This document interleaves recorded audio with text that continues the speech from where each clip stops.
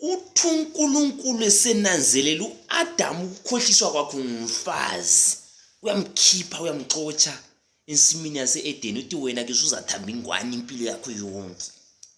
And la manje igender enaleyi eka-Adamu isathamba ingwane. Kanti kuyini kona ukuthi nxa ukhonjwe eHebrew kumele ube lemali yokugibela usiyabona icherry yakho, ube lemali ozayichiyela icherry ekuseni suvuka, ube lemali ozayinika isecurity ukuthi uvunyelwe ulala khona ngale. Phela kona okufana ncama nje lokukhonjwe eAlexandra. eAlexandra uma usiyakhona kuzamele ube lemali yetaxi, ube lemali ozayichiyela icherry ekuseni suhamba, ube lemali yokuthenga umuthi wamagundwane. Ngoba makulala kumele uthathe ama-passport wakho uthelele samoya wavuvuzele lama-license ngomuthi wamagundwane ukuthi engalali edliwe.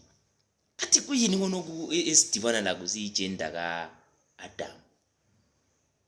Bathethelele Nkosi.